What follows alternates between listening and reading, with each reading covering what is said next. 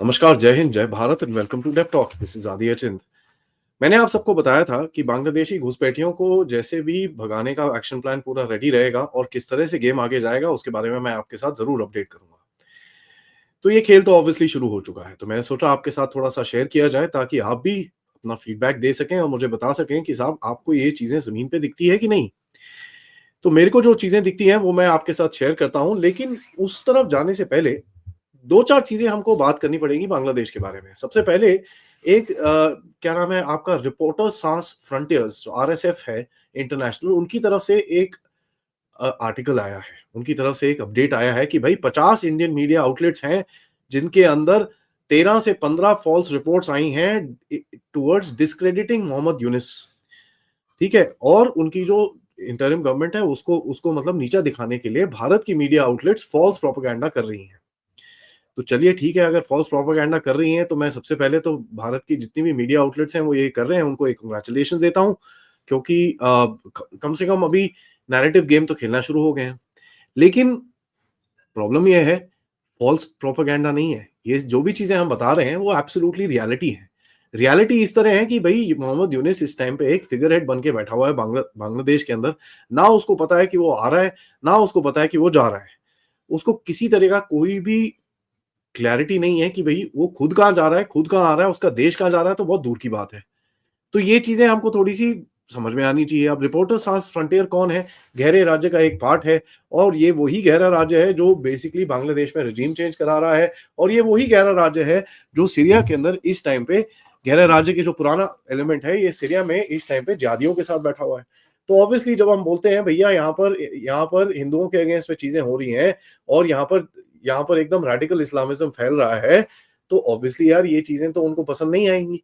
क्योंकि यार अब उनकी जो स्टेटेड पॉलिसी अगर आप खुले में डालोगे तो कौन फेक न्यूज़ फैला रहा है? हम ही फैला रहे हैं। इतनी तो आप हमको समझ में आ जानी चाहिए अभी आज तक। दूसरा देखिए एक बड़ी इंटरेस्टिंग सी चीज़ हुई। एक एफबीआई की स्पेशल एजेंट है। बाय द वे एफबीआई पे जाने से पहले एफबीआई की हालत इतनी खराब है कि जो उसका क्रिस्टोफर रे उनके जो डायरेक्टर हैं, उन्होंने भैया बोल दिया माफ करो मैं चला यहाँ से। उन्होंने रेजिग्नेशन डाल के निकलने की तैयारी वो कर रहे हैं। क्यों? क्योंकि ट्रम्प आ रहा है और ट्रम्प के आने से पहले इन लोगों को पता चल चुका है कि साहब अब तो हाउस क्लीनिंग हो जाएगी और हाउस क्लीनिंग होगी तो काफ़ी लोगों के चिट्ठे पत्रे बाहर निकलेंगे। इससे पहले कल्टी हो जाओ यहाँ से नहीं तो हालत खराब हो जाएगी। और ये वही एफबीआई है बाय द वे जिसने अभी अडानी के ऊपर इन्वेस्टिगेशन करी, जिसमें कई यूट्यूब चैनल्स भी, कई मीडिया आउटलेट्स भी और कई राइटअप्स भी बड़ा क्लियरली ये चीज़ बोल रहे थे कि भई एफबीआई तो बहुत क्रेडिबल ऑर्गनाइजेशन है और उनकी जो इन्वेस्टिगेशन रहती है, एकदम बढ़िया रहती है। तो ये इतनी हालत है कि उनका डायरेक्टर अभी छोड़-छाड़ के भाग रहा है क्योंकि उसको पता है भैया उसकी बत्ती बंद होने वाली है। ये वही एफबीआई है जिसने गेम खेला था पन्नू वाला, ये वही एफबीआई है जो इन्वेस्टिगेशन कर रहा है आपके विकास यादव के ऊपर, ये वही एफबीआई है जिसके डायरेक्टिव्स के ऊपर आप लोगों के नेशनल सिक्योरिटी एडवाइजर के ऊपर भी केस लगाने की कोशिश इन लोगों ने करी है। ये वही एफबीआई है जो ये इतने सारे उल्टे-सीधे एंटी इंडिया एक्टिविटीज़ कर रहा है। एनीवेज़ इनका एक सुपरवाइजरी स्पेशल एजेंट है जिनका नाम है डेब्रा ला प्रेवोट। इन्होंने कल एक लिंक्डइन पे पोस्ट डाला। उन्होंने बोला कि साहब there is no rule of law in Bangladesh. 2011 में ये लेडी ने अपने आप टेस्टिफाई किया था। आप ये एक्चुअली देख सकते हैं ये डेब्रा ल प्रेवोट करके LAPREVOTTE DEBRA ठीक है? ट्विटर पे टाइप करके देख लीजिए आपको ये पूरा मिल जाएगा। इन्होंने बोला कि सर 2011 में हमने टेस्टिफाई करा था अगेंस्ट तारिक रहमान। तारिक रहमान कौन है? ये जो आपका खालिदा ज़िया है उसका ठीक है, बीएनपी का बड़ा मिनिस्टर-शिनिस्टर होता था। उस टाइम पे इसका काफ़ी हद तक इसके ऊपर केसेस चल रहे थे और इसके ऊपर 7 साल की सज़ा तक हुई थी। एंड उसके बाद इसको भगाया गया वहाँ से, उसके बाद लंदन में जाके बैठ रहा है और अब पता चलता है कि साहब जो यूनुस साहब के जो बड़े एकदम बढ़िया से कोट्स हैं, उन्होंने बोला कि साहब पूरा केस ही फ़ॉल्स है। तो आप ये देख लीजिए कि एफबीआई की तरफ से ये वही एफबीआई है जो आज उल्टे काम करके इनको सपोर्ट कर रहा है, लेकिन ये वही एफबीआई है जो उस टाइम पे इनके अगेंस्ट में काम कर रहा था। लेकिन अब तारिक रहमान के ऊपर तो काफ़ी सारा एविडेंस हर जगह है, ठीक है? तो ये बोलती हैं कि साहब अब देख लीजिए selective approach against against corruption, ये तो हालत है इन लोगों की। अब देखिए एफबीआई को बोलूँ कि यूनुस के कोर्ट्स को बोलूँ कि किसको बोलूँ मेरे को तो भैया समझ नहीं आ रहा। लेकिन ये बेचारी एक स्पेशल एजेंट है, ये इतनी ऊँची लेवल पे नहीं है। इन्होंने तो अपने आप इन्वेस्टिगेशन करी, ये पॉलिटिकली मोटिवेटेड नहीं है। तो इनका जो वर्ड है I will actually take it थोड़ा-सा मैं उसको विश्वास करूँगा, क्योंकि उन्होंने बड़ा क्लियरली बोला था कि साहब मैंने तो इन्वेस्टिगेशन करी है इसके ऊपर, मैंने तो पूरा टेस्टिफाई भी करा था, मैंने अपनी नाक डाली है भैया, मैंने अपनी गर्दन डाली थी लाइन पे कि ये बंदे ने चोरियाँ करी हैं, ये बंदे ने गलत काम करे हैं, तभी इसको इसको सज़ा मिली थी। तो ये चीज़ आप देख लीजिए कि यूनुस की गवर्नमेंट अभी चीज़ों को कवर अप करने में लगी हुई है। तो ये भी देख लीजिए। अब कहते हैं कि साहब किकबैक्स इतने सारे मिले इनको। बाय द वे मैं आपको ज़रा बताऊँ, खालिदा ज़िया उस टाइम पे और तारिक रहमान उस टाइम पे इनको मिले थे किकबैक्स नीको एक कंपनी से। नीको क्या है? कनाडा बेस्ड एक कंपनी है जिन्होंने एक कॉन्ट्रैक्ट लिया था बांग्लादेश से to explore the gas fields.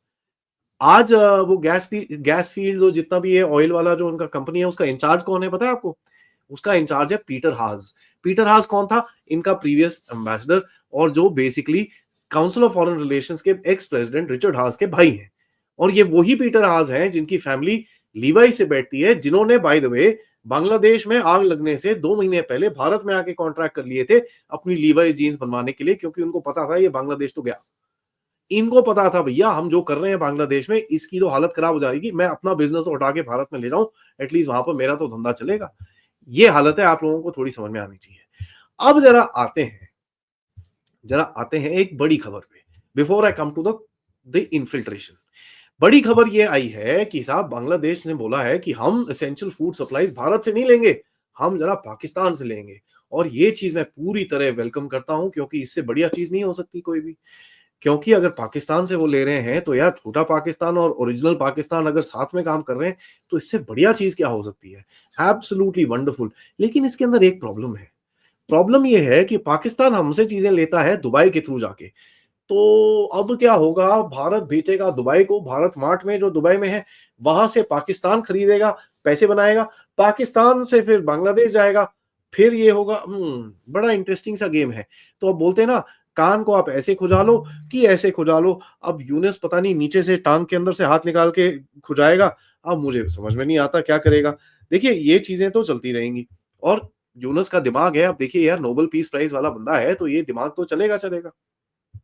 अब आते हैं बड़ी बात पे। बड़ी बात है घुसपैठियों को कैसे भगा रहे हैं। घुसपैठियों को भगाने के लिए जो मेरे को अभी दिखता है 4 प्रॉन्ग स्ट्रैटेजी है। 1 2 3 4। सबसे पहली स्ट्रैटेजी है कि साहब इनके जितने भी आईडी कार्ड वाले हैं जो इनके लिए फेक आईडीज बनाते हैं उनको जरा पकड़िए। अभी तक मेरे अकाउंट से 67 बंदों को पकड़ चुके हैं जो इनके लिए फेक आईडीज बनाते थे। यूपी में, बिहार में, वेस्ट बंगाल में, उड़ीसा में, झारखंड में और छत्तीसगढ़ में। 67 लोग। और एक एक्चुअली कल शाम को ही पकड़े गए जो जयपुर में पकड़े गए हैं। जयपुर में उनके जो एमएलए साहब हैं उन्होंने भी एक और पकड़ा है। उनका एमएलए साहब का नाम है बाला मुकुंद आचार्य जी, जिन्होंने बांग्लादेशियों के लिए फेक आईडी कार्ड बनाते हुए एक बंदे को पकड़ा है। 2 बंदे हैं एक्चुअली, जिनका नाम है दानिश और वसीम। इनको पकड़ा गया है और इनके आगे अभी कार्रवाई होगी। तो एक सेक्शन वो है कि साहब इनका जितना भी इंफ्रास्ट्रक्चर जो इनको सपोर्ट करता है उसको तोड़ा जाए। दूसरा क्या है, आपको याद होगा ये आईडी से ही कनेक्टेड मैं बताऊं भाई 5 करोड़ आपके राशन कार्ड्स डिलीट किए जा रहे हैं। तीसरा क्या है, पैन कार्ड का भी जो नया वर्जन आ रहा है और आधार कार्ड का भी मैंने सुना है कुछ आने वाला है, तो उससे क्या होगा आप रीवेरिफिकेशन कर पाओगे। अभी तो वॉलंटरी बोल रहे हैं, थोड़े टाइम के बाद कंपलसरी हो जाएगा। जैसे ही कंपलसरी हो जाएगा आप आराम से उसको चेक कर पाओगे। ठीक है, तो ये हो गया आईडी का गेम। और इनके अगर आप राशन कार्ड और ये सब कैंसिल करो तो ये गवर्नमेंट से जो स्कीम्स में ये लोग जिंदा रहते हैं और जो स्कीम्स में हमारे पैसे से खा रहे हैं वो सब बंद हो जाएगा। तो इनके पास खाने के लिए नहीं रहेगा तो फिर प्रॉब्लम हो जाएगी। तीस अब दूसरे एस्पेक्ट पे आते हैं। दूसरे एस्पेक्ट पे ये आते हैं कि भैया अभी पकड़े जा रहे हैं, एक एक दो दो करके बंदों को पकड़ा है। उस दिन एक 3-4 लोगों को पकड़ा, कहां पर? महाराष्ट्र के अंदर। फेक आईडीज थे इनके पास, उठाया गया, फटाफट कोर्ट लेके गए, ठकाठक इनके ऊपर केस किया गया। फेक डॉक्यूमेंट्स थे, टेरर टेरर टेरर का केस बनाया गया और इनको सजा दी गई। ठीक है, 5 या 8 साल की सजा दी गई। जैसी इनको सजा मिलती है तो क्या होता है, एक फियर फैक्टर आ जाता है, यार ये तो साले उठा के जेल में फेंकेंगे हमको। तो आईडी बंद हो रही है, जेल में फेंकी जा रही है। आपको पिछले हफ्ते मैंने और भी चीज बताई थी कि भाई अभी 1-2 दिन पहले जो मैंने अपडेट किया था उसमें बताया था कि भाई 850 लोगों को उठा के फेंक दिया था। झारखंड से उठाया, छत्तीसगढ़ से उठाया, दोनों को एक ट्रेन में डाला, वहां पर ले गए और दरवाजा खोला और अंदर। ठीक है, तो ये तो रोज का काम है, रिपोर्ट ऑब्वियसली कम हो रहा है। तो एक एस्पेक्ट बताया मैंने आपको, आईडीज तोड़ी जाए। दूसरा एस्पेक्ट बताया कि जहां ये पकड़े जाते हैं, इनके ऊपर टेरर चार्जेस ये वो कर कुरा के ठक करके इनको जेल में फेंका जाए। तीसरा मैंने आपको बताया कि साहब इनको आप उठा के वापस फेंकना शुरू कर रहे हो। जो सबसे चौथी बड़ी इंटरेस्टिंग सी चीज हुई, ये चीज हुई जिसके ऊपर थोड़ी पॉलिटिक्स भी हुई जेएनके के अंदर, जहां पर इनका बिजली पानी बंद करने की कोशिश की गई रोहिंग्यास की। अब वो रोहिंग्या को पता चल गया कि यार साले हम आइडेंटिफाई हो चुके हैं। उमर अब्दुल्ला अभी थोड़ा बहुत वहां पर बिजली पानी दे दे, लेकिन आइडेंटिफाई तो हो चुके हैं, तो कभी भी सिक्योरिटी एजेंसीज आके इनको उठा सकती हैं। तो एक वो थ्रेट है। दूसरा आपने देखा दिल्ली के अंदर डोर टू डोर चेक्स होने शुरू हो गए हैं। ठीक है, दिल्ली में जो कॉलोनीज हैं, और ये बाय द वे दिल्ली एक ही मैं जगह का नाम ले रहा हूं, 3-4 जगह में ये काम ऑलरेडी शुरू हो चुका है। मियाओं के खिलाफ में हेमंता बिश्व शर्मा ने भी ऑलरेडी बोल दिया है कि भाई साहब हम तो कुछ नहीं, हम तो इनको उठा के फेंकेंगे। तो ये 3-4 जगह में हो रहा है। और मेरे को तो एक ना चिड़िया आके बता रही है कि भाई ममता बनर्जी ने भी बड़ा क्लियरली बोला है कि साहब मैं नहीं, मैं आपको जो करना है कर लो, मैं जितने इंडियन है मैं उनके साथ ही कर लूंगी, मेरे को ये वाले नहीं चाहिए, आपको जो करना है कर लो, मेरे को बस गवर्नमेंट से मत फेंकना, नहीं तो मेरी हालत खराब हो जाएगी। तो यहाँ पर जो ममता दीदी के साथ भी सॉफ्टवेयर अपडेट हुआ है, उसके हिसाब में मुझे पता चल रहा है कि बंगाल में भी काफी लोग राउंड अप किए जा रहे हैं। तो जब आप डोर टू डोर चेक करते हो और इन चारों को जरा एक एक पैराडाइम में डालोगे, एक जगह पे इकट्ठा करोगे, तो आपको एक चीज दिखेगी कि फियर साइकोसिस आएगा। आप 1000 को अगर उठा के फेंकते हो तो 10,000 पीछे पीछे भागेंगे कि यार ये तो भैंस की आंख, अगर मेरे को उठा के जेल में फेंका या कुछ फेंका, मैं जा रहा हूं यहां से, आई विल गो बैक। ठीक है, तो ये भी होता है। देखिए एक फियर साइकोसिस क्रिएट करने की कोशिश की जा रही है, क्योंकि आप ये चीज उठा के फेंकना, आप 1.5 करोड़ लोगों को उठा के फेंकना तो काफी मुश्किल है, दुनिया आपके सिर पे खड़ी हो जाएगी आके। तो आप फेंकने नहीं वाले, आप उनको ऐसी जगह पे लेके जाओगे जहां पर वो खुद वापस जाने की कोशिश करेंगे। और ये आप देखेंगे अगले 3-4 महीने के अंदर, you will find that all these people will start to run back. क्योंकि इनका पहले तो इकोसिस्टम तोड़ा जाएगा, उसके बाद जो इधर उधर नफेरियस एक्टिविटीज में कनेक्टेड है उनको जेल में डाला जाएगा, डोर टू डोर चेक्स होंगे तो फिर पकड़े जाएंगे, सजाएं होंगी, नहीं नहीं नहीं, हाँ सजा वजा नहीं, मैं जा रहा हूं यहां से, ये भी होगा। और चौथा चीज, जैसे मैंने आपको बताया कि इनको एक कोक्स किया जाएगा कि देखो भाई ऐसा है, चुपचाप चले जाओ, नहीं तो पिछवाड़े पे लात पड़ने वाली है। तो ये बड़ी इंटरेस्टिंग सी गेम अभी गवर्नमेंट ऑफ इंडिया खेलेगी, और ये ऑलरेडी शुरू हो चुकी है। यहाँ पर तो मेरी तरफ से कोई कंगालू अगर जो भारत में इलीगली बैठा है, मैं तो बड़ा क्लियरली आपको रिक्वेस्ट करता हूँ, साहब चले जाओ, क्योंकि अगर पकड़े गए ना, बहुत हालत खराब होगी आपकी इस टाइम पे। ठीक है, भारत के अंदर कोई टॉलरेंस नहीं है आप लोगों के लिए अभी इस टाइम पे, क्योंकि जिस तरह से आप चीजें अपने देश में कर रहे हो, हम्म, कुछ नहीं है। यहाँ पर एक छोटा सा सजेशन रहेगा, सजेशन ये रहेगा कि जो भी वनरेबल है, जो वहां से यहाँ आना चाहते हैं, हमको एक्सचेंज ऑफर लेना चाहिए कि साहब हम आपको इतने दे रहे हैं, हम आपके वहां से हमको इतने दे दीजिए। वनरेबल जो लोग हैं इस्कॉन वाले, उनको तो ऑलरेडी इवैक्यूएट कर लिया है। और ये हमको पता चल रहा था, 3-4 बारी न्यूज आई है इसकी कि भाई 75 आ गए, 63 को रोका था वो भी आ गए। उसके बाद एक और 75 का बैच आया था, एक और 85 का बैच आया था। तो जो वनरेबल है वो वहां से यहाँ से आ रहे हैं। और इस्कॉन का गेम, खैर वो तो आपको पता ही है, वो तुलसी गाबर्ट को अटैक करने के लिए था, यहाँ पर बांग्लादेश में बेचारे इस्कॉन वालों को तो ऐसे ही चेप दिया। अब ये आपको पता ही है।